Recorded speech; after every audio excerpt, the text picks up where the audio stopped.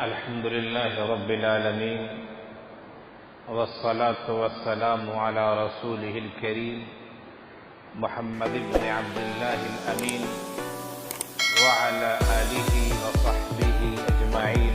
أما بعد، فإن الله تبارك وتعالى يقول في كتابه المجيد والفرقان الحميد: أعوذ بالله من الشيطان الرجيم، بسم الله الرحمن الرحيم. لقد كان لكم في رسول الله أسوة حسنة لمن كان يرجو الله واليوم الآخر وذكر الله كثيرا. صدق اللہ العظیم. میرے عزیز طلباء، نوجوان دوستوں اور ساتھیوں اور میرے دینی بھائیوں، ہم اور آپ ابھی ماہ ربیع الاول میں ہیں، اور یہ مہینہ وہ مہینہ ہے کہ آقا صلی اللہ علیہ وسلم کی پیدائش، ولادت باسعادت اسی مہینے میں ہوئی، اور عظیم حادثہ بھی اسی مہینے میں پیش آیا کہ آقا صلی اللہ علیہ وسلم کی وفات حسرت آیات بھی اسی مہینے میں پیش آئی. گویا کہ جس طرح دیگر مہینوں میں مختلف واقعات پیش آئے ہیں اور آتے ہیں، اسی طرح ربیع الاول کے مہینے میں بھی دو عظیم واقعات پیش آئے. ایک واقعہ ہے آقا صلی اللہ علیہ وسلم کی پیدائش کا، اور ایک دوسرا واقعہ ہے آقا صلی اللہ علیہ وسلم کی وفات کا. ہمیں فی الحال جو گفتگو کرنی ہے وہ آقا صلی اللہ علیہ وسلم کی ولادت، ان کی تعلیمات، اور آقا کو جو اللہ تعالیٰ نے نمونہ بنا کر بھیجا ہے دنیا انسانیت کے لیے، اس کے متعلق گفتگو کرنی ہے. وفات بہت بڑا حادثہ ہے، اس کی گفتگو انشاءاللہ کبھی کسی اور موقع سے ہو جائے گی، لیکن آج اللہ کے رسول صلی اللہ علیہ وسلم کی ولادت اور اللہ تعالیٰ نے انہیں جو نمونہ اور ایک آئیڈیل بنا کر بھیجا ہے، اس کے متعلق گفتگو ہونی ہے. اللہ کا احسان ہے، اس کی کرم فرمائی ہے کہ اللہ نے انسانوں کی ہدایت کے لیے مختلف زمانوں میں انبیاء کرام کو بھیجا ہے. حضرت آدم علیہ السلام جو اول البشر ہیں، پہلے انسان ہیں، وہاں سے نبوت و رسالت کا سلسلہ شروع ہوتا ہے، اور یہ سلسلہ آقا نامدار احمد مصطفیٰ محمد مصطفیٰ صلی اللہ علیہ وسلم پر ختم ہو جاتا ہے، جو خاتم الانبیاء والرسل ہیں، انبیاء اور رسولوں کے سلسلے کو ختم کر دینے والے ہیں، اس سلسلے پر مہر لگا دینے والے ہیں کہ اب نبوت مکمل ہو چکی ہے، اب کوئی نیا نبی نہیں آئے گا، کوئی نبی نہیں آئے گا. آقا صلی اللہ علیہ وسلم نے اسے مثال دے کر بھی سمجھایا. فرمایا کہ ایک شاندار سا مکان ہے، ایک خوبصورت گھر ہے، جو بھی آدمی اس گھر کو دیکھتا ہے گھر کی تعریف کرتا ہے. کیا خوبصورت عمارت ہے، کیسی اچھی منزل ہے، کیسی اچھی تعمیر ہے. ہر آدمی اس گھر کی تعریف کرتا ہے، لیکن ہر تعریف کرنے والا ایک عیب بھی بیان کرتا ہے، اور عیب یہ ہے کہ عمارت تو بہت خوبصورت ہے، لیکن اس عمارت میں ایک جگہ ایک اینٹ کی جگہ خالی ہے. یہ سمجھا جائے کہ عمارت میں ایک سوراخ ہے. ہر دیکھنے والا عمارت کی تعریف کرتا ہے، لیکن جب اس کی نظر اور اس کی نگاہ اس سوراخ پہ پڑتی ہے تو دیکھنے والا کہتا ہے کاش یہ سوراخ نہ ہوتا، یہ اینٹ سے یہ جگہ پر کر دی جاتی تو عمارت میں کوئی کمی نہیں رہتی. آقا فرماتے کہ میں وہ آخری اینٹ ہوں، میں وہ آخری اینٹ ہوں جس کے ذریعے اس خالی جگہ کو بند کر دیا گیا ہے، اور اب عمارت سراپا تعریف کے لائق ہے، اس میں کوئی نقص نہیں ہے. فرمایا کہ یہ مثال ہے انبیاء کرام کے سلسلے کی. حضرت آدم علیہ السلام سے جو سلسلہ شروع ہوتا ہے اور حضرت عیسیٰ علیہ السلام تک پہنچتا ہے، یہ سلسلہ انتہائی خوبصورت ہے.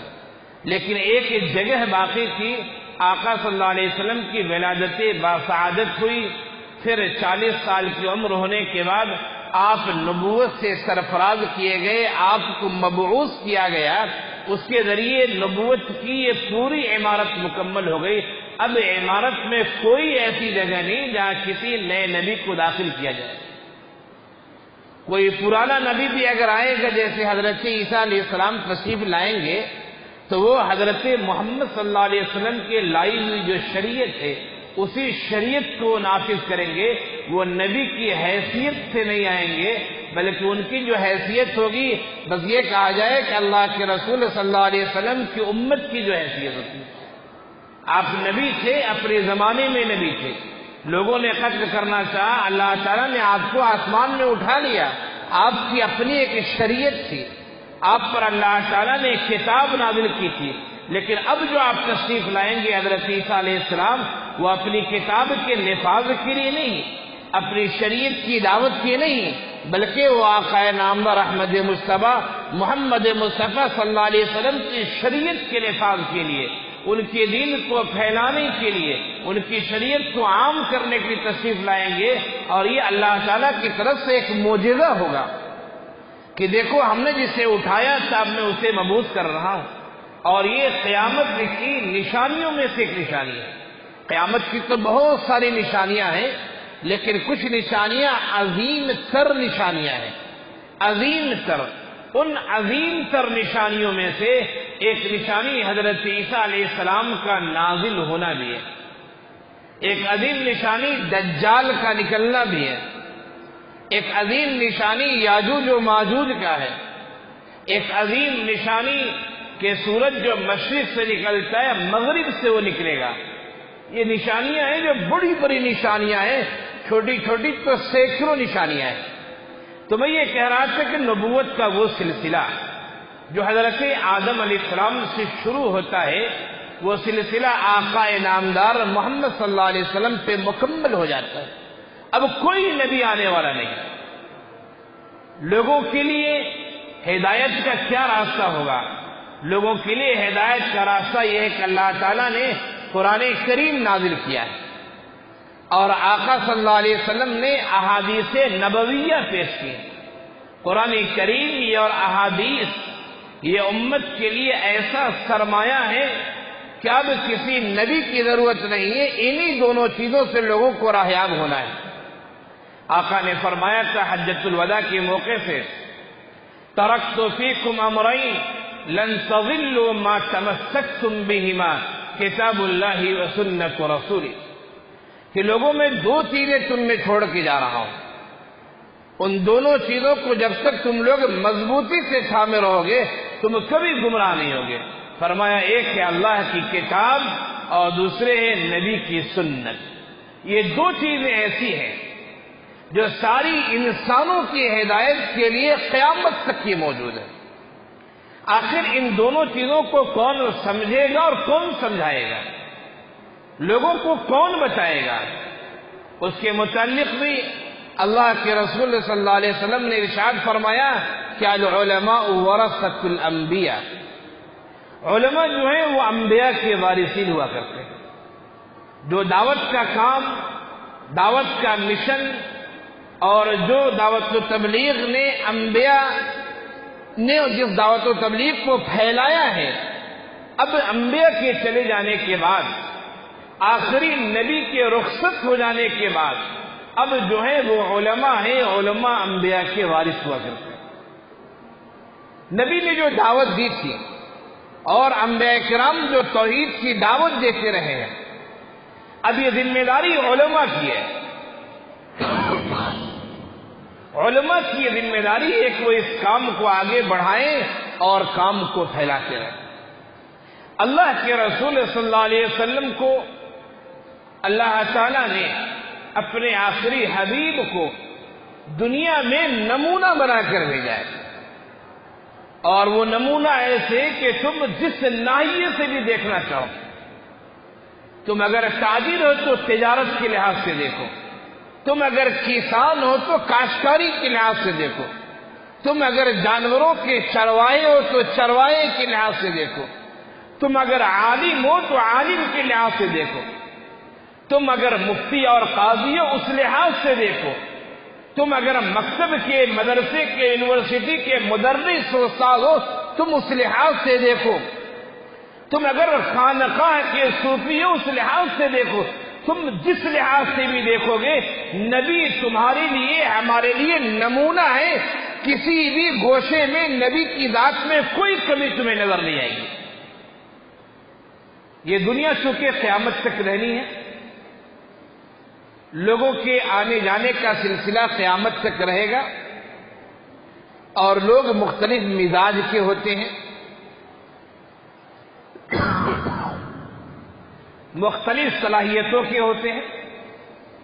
بعض افراد ایسے ہوتے ہیں کہ جن کا ذہن تجارت میں چلتا ہے، بعض افراد ایسے ہوتے ہیں جن کا ذہن درس و تدریس میں چلتا ہے، بعض افراد ایسے ہوتے ہیں جن کا ذہن صحافت میں چلتا ہے، خطابت میں چلتا ہے، بعض افراد ایسے ہوتے ہیں جن کا ذہن شعبہ افتاء اور شعبہ قضاء میں چلتا ہے. یہ قیامت تک لوگوں کے جو آنے جانے کا سلسلہ ہے، لوگ مختلف صلاحیتوں کے ہوا کرتے ہیں. تمام لوگوں کے لیے قرآن کریم اور احادیث نبویہ یہ دونوں ایسے سرمائے ہیں کہ ہم ان دونوں کا مطالعہ کریں، پڑھیں تو معلومات کے لحاظ سے یہ دونوں سمندر سے بھی بڑھ کر ہیں. سمندر سے آپ پانی نکالیں، آپ کے پانی نکالنے سے سمندر کا پانی کم نہیں ہو جائے گا. یہ دونوں معلومات کا سمندر ہے. انسانوں کی ہدایت کے لیے، رہنمائی کے لیے ہر انسان کو چاہیے کہ وہ آقا صلی اللہ علیہ وسلم کی زندگی کا مطالعہ کرے، قرآن و سنت کو اپنے سامنے رکھے اور پھر شریعت کے مطابق زندگی گزارنے کی کوشش کرے. آقا صلی اللہ علیہ وسلم کا تذکرہ قرآن کریم میں متعدد جگہوں پر آیا ہے اور مختلف انداز میں آیا ہے. اگر اس پہلو پہ گفتگو کی جائے کہ خاتم الانبیاء والرسل کا تذکرہ قرآن میں کس کس انداز سے آیا ہے، میں سمجھتا ہوں مہینوں گزر جائیں گے لیکن سیرت طیبہ کا موضوع مکمل نہیں ہو سکے گا. مختلف انداز سے گفتگو آئی ہے. میں نے ایک آیت کریمہ کی تلاوت کی. قرآن کہتا ہے لَقَدْ كَانَ لَكُمْ فِي رَسُولِ اللَّهِ أُسْوَةٌ حَسَنَةٌ، تم لوگوں کے لیے اللہ کے رسول کی زندگی میں بہترین نمونہ ہے. تم لوگوں کے لیے، مسلمانوں کے لیے، انسانوں کے لیے.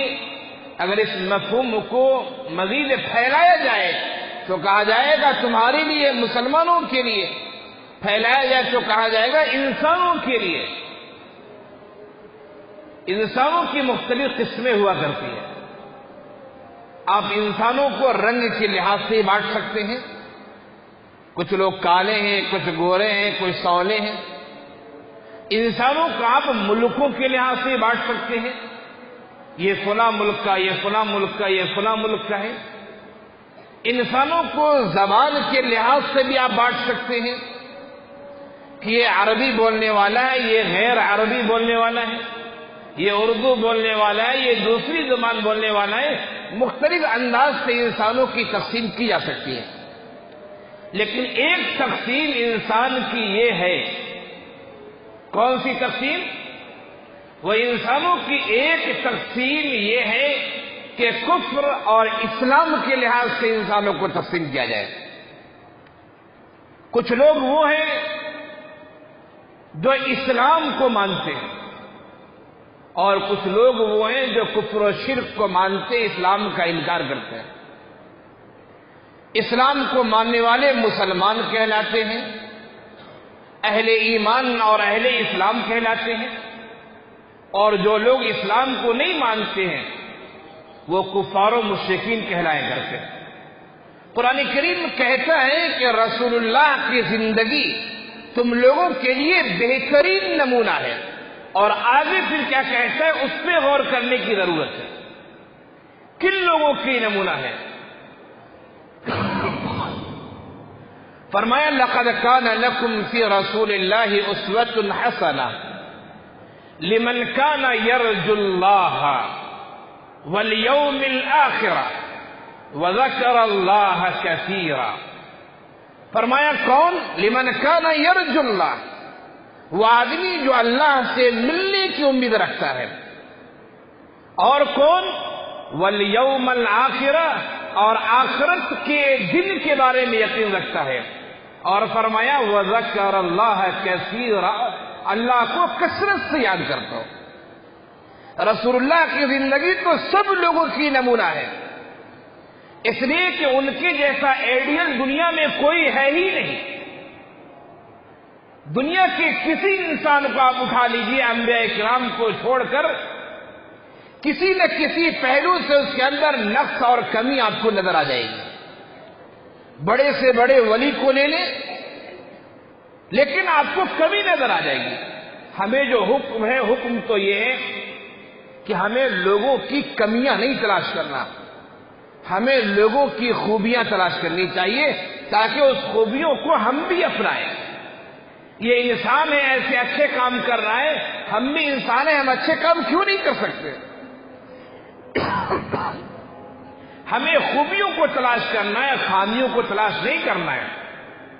تو میں یہ کہہ رہا تھا کہ اللہ کے رسول صلی اللہ علیہ وسلم کی جو ذات ہے، کسی بھی ناحیے سے آپ لے لیجئے، کسی بھی اینگل سے آپ لے لیجئے، آپ کو ذات کامل نظر آئے گی، وہ ذات مکمل نظر آئے گی، اور اسی لیے اللہ تعالیٰ نے اس کو اسوہ بنایا ہے۔ لیکن اسوہ انہی لوگوں کے لیے ہے، کون؟ جن کے اندر پہلی صفت کے لمن کان یرجو اللہ، اللہ سے ملنے کی امید ہو، والیوم الآخر، آخرت کے دن کی ملاقات کا یقین ہو، وذکر اللہ کثیرا، اللہ کو کثرت سے یاد کرتا ہو۔ آپ کہیں گے مولوی صاحب یہ خوبیاں تو ہر مسلمان کے اندر ہے، یقیناً ہے، لیکن ہر مسلمان اپنے نبی کو آئیڈیل تو سمجھتا ہے لیکن ان کی اتباع نہیں کرتا ہے۔ ایک عام سی بات ہے، میں کوئی فتوے کی روشنی میں گفتگو نہیں کر رہا ہوں، ایک بات آپ کے سامنے پیش کر رہا ہوں۔ ربیع الاول کا مہینہ شروع ہوا، کتنے افراد آپ کو ایسے ملیں گے کہ اس مہینے کی وجہ سے انہوں نے اپنے سر پر ٹوپی رکھ لی، ٹوپی پہن لی، جس طرح رمضان میں ہر مسلمان ٹوپی پہن لیتے ہیں۔ کتنے مسلمان ایسے ہیں جنہوں نے ماہ ربیع الاول کی وجہ سے اپنے گھر پر ایک جھنڈا لگا لیا ہے؟ کتنے مسلمان ایسے ہیں جنہوں نے ماہ ربیع الاول کے لیے اپنے گاڑیوں پر جھنڈا لگا لیا ہے؟ میں فتوے کی روشنی میں بات نہیں کر رہا ہوں، تو جھنڈا لگانا غلط ہے یا صحیح ہے یہ موضوع سے ایک الگ ہے، لیکن میں یہ بتانا چاہتا ہوں کہ اللہ کے رسول صلی اللہ علیہ وسلم کو جب نمونہ بنایا گیا تھا، اسوہ بنایا گیا ہے، آپ مسلمان ہیں، آپ کو اللہ سے ملنے کا یقین ہے، آپ کو آخرت کے بارے میں یقین ہے، آپ کو اللہ کا ذکر کثرت سے کرنا چاہیے۔ آخر آپ نے جھنڈے تو لگائے اپنے گھر میں، آپ نے اپنے گھر میں نبی کی سنت پر عمل کی کوشش نہیں کی۔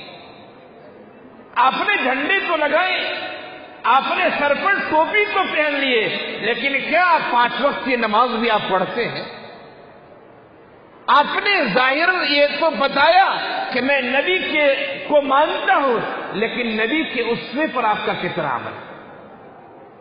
ہمیں یقین ہے کہ ہمیں اللہ سے ملنے کا بھی ہم سب کو یقین ہے، اور ہم سب کو آخرت کے دن پر بھی یقین ہے، اور ہم اللہ کا ذکر کثرت سے کرنا بھی چاہتے ہیں، لیکن ہمیں ان چیزوں کا استحضار نہیں رہتا ہے، استحضار نہیں رہتا ہے۔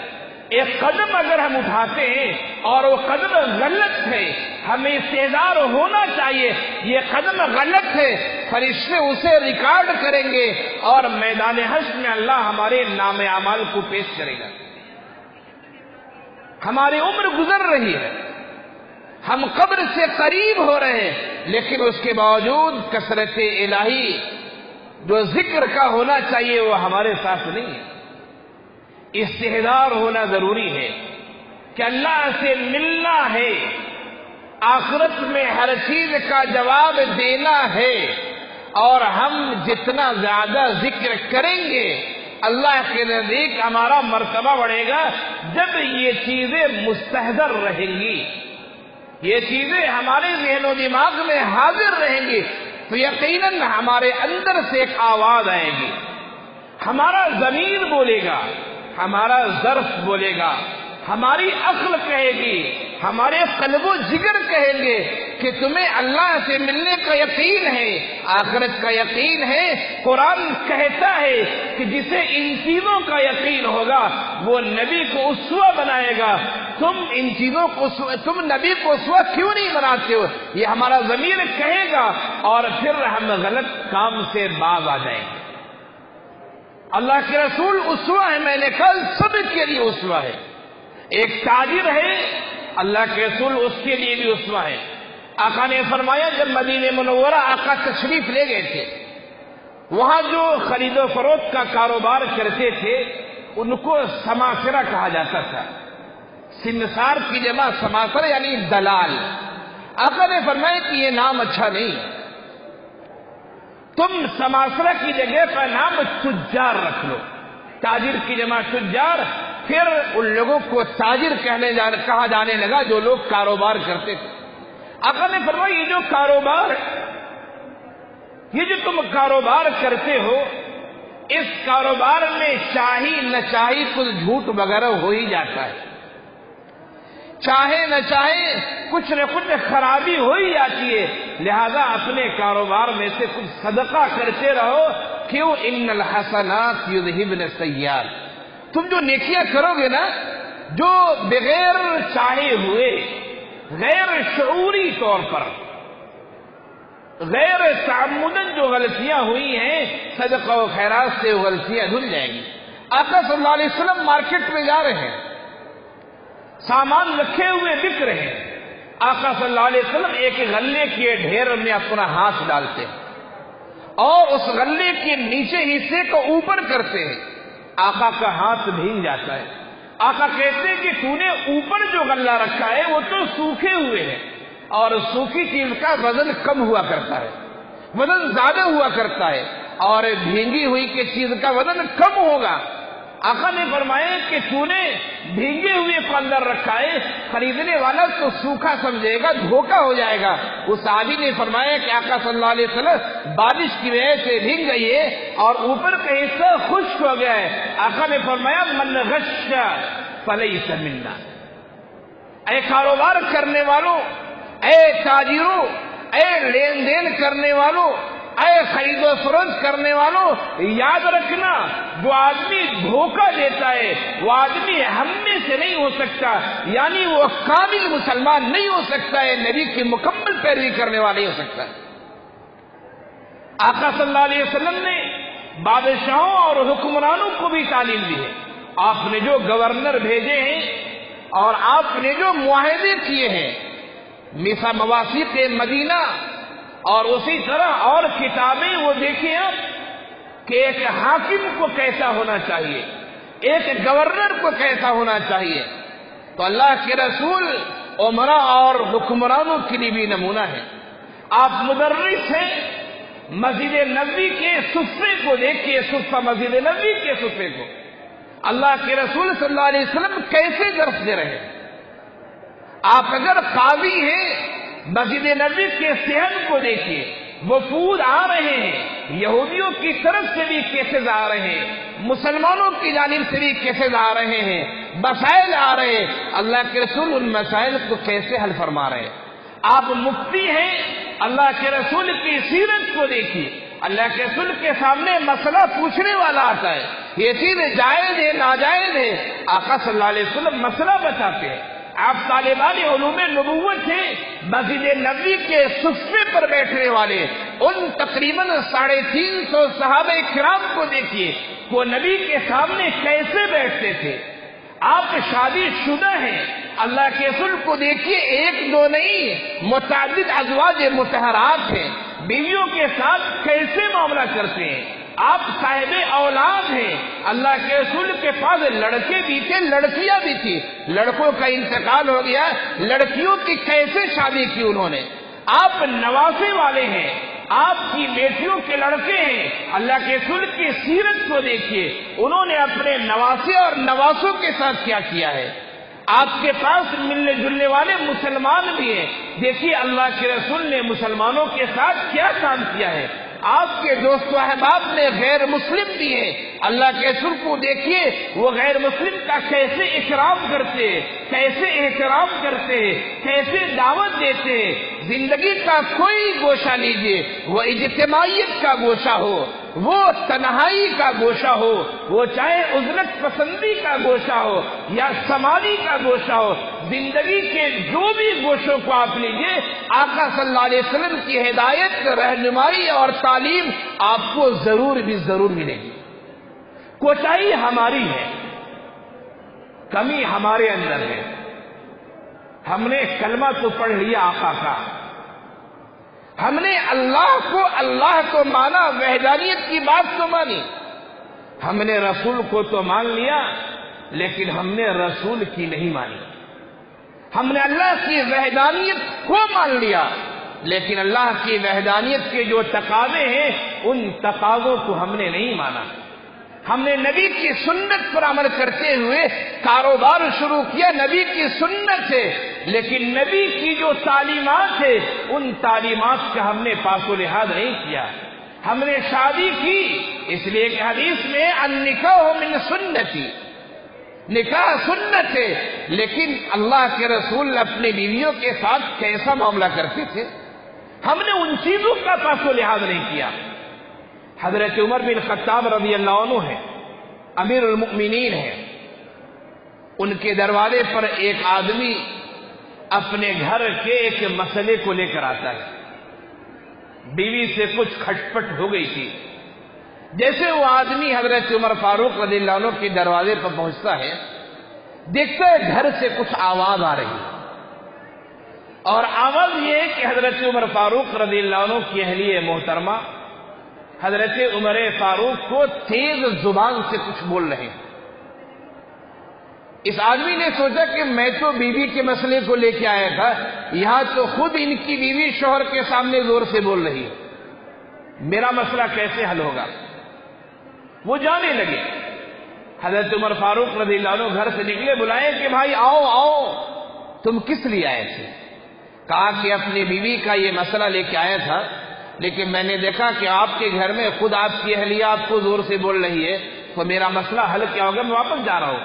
حضرت عمر رضی اللہ عنہ نے کہا نہیں سنو، یہ جو گھر کی عورتیں ہوتی ہیں، جو ہماری بیویاں ہیں، وہ ہماری خواہشات کی تکمیل کے ساتھ ساتھ ہمارے گھر کے کام کاج بھی کیا کرتی ہیں، ہمارے بچوں کی پرورش بھی کرتی ہے، ہمارے لیے کھانا بھی پکاتی ہے، اور اسی طرح دیگر کام کرتی ہے. کام کا جو دباؤ ہوتا ہے تو آدمی کے اندر کبھی چڑچڑاپن ہو جاتا ہے، غصہ آ جاتا ہے. لہذا اگر تیز آواز سے بول دیا تو ہمیں برداشت کرنا چاہیے. یہ شوہر بیوی کا جو رشتہ ہے، یہ رشتہ رفاقت کا رشتہ ہے، یہ دوستی کا رشتہ ہے، یہ رقابت کا رشتہ نہیں ہے، یہ دشمنی کا نہیں ہے. بات وہاں بگڑتی ہے جو شوہر بیوی آپس میں ایک دوسرے کو فریق سمجھ لیتے ہیں، بدلے مقابل سمجھ لیتے، بات وہاں بگڑتی ہے. لیکن اگر دونوں یہ سمجھتے رہے کہ ہم دونوں دوست ہیں، اور دوستی میں کبھی کبھی اونچ نیچ ہو جایا کرتی ہے، اگر ایسا ہو تو پھر ہمارے اندر اختلاف نہیں ہوگا. یہ تربیت تھی آقا صلی اللہ علیہ وسلم کی، یہ تربیت تھی آقا نامدار کی. میں یہ کہہ رہا تھا کہ لقد کان لکم فی رسول اللہ اسوۃ حسنہ، اللہ کے رسول صلی اللہ علیہ وسلم کی زندگی دنیائے انسانیت کے ہر انسان کے لیے نمونہ ہے، بشرطے کہ اسے اللہ پر یقین ہو، آخرت پر یقین ہو، اللہ کو کثرت سے یاد کرتا ہو، یہ خوبیاں اس کے اندر ہوں گی. اسے چاہیے کہ وہ اللہ سے ان چیزوں کے بارے میں استحضار رکھے اور اللہ کے رسول کو نمونہ سمجھے وہ بہترین نمونہ ہے۔ ہم نے اللہ کے رسول کو صرف مسجد کے لیے، نماز کے لیے نمونہ سمجھا، کاروبار کے لیے نہیں، زندگی کے دوسرے معاملات کے لیے نہیں، سماج کے مسائل کے نہیں۔ حالانکہ ہمارے نبی انسانوں کے جتنی سوچ ہو سکتی ہے، انسانوں کے جتنے اقسام ہو سکتے ہیں، انسانوں کی رہنمائی کی جتنی چیزیں ہو سکتی ہیں، آقا صلی اللہ علیہ وسلم نے تمام چیزوں میں انسانوں کی رہنمائی کی ہے۔ یہ قرآن کا پیغام ہے، اس پیغام کو لے کر آپ جائیں کہ اے لوگوں، تمہارے لیے اللہ کے رسول صلی اللہ علیہ وسلم کی زندگی میں بہترین نمونہ ہے۔ اس نمونے کو چاہیے ہم اپنی زندگی میں اتاریں، انہیں آئیڈیل مانیں، انہیں ہر لحاظ سے اسوہ مانیں اور ان کے طریقے پر ہم چلنے کی کوشش کریں۔ اسی میں ہمارے لیے آخرت کی بھی بھلائی ہے، دنیا کی بھی بھلائی ہے، انفرادی زندگی کی بھی بھلائی ہے، اجتماعی زندگی کی بھلائی ہے۔ نبی کے ڈگر کو اگر چھوڑ دیتے ہیں، ہو سکتا ہے دنیا میں کچھ چیزیں مل جائیں، لیکن آخرت تو تاریخ ہی تاریخ رہے گی۔ ہمیں دنیا بھی چاہیے، ہمیں آخرت بھی چاہیے۔ ربنا آتنا فی الدنیا حسنہ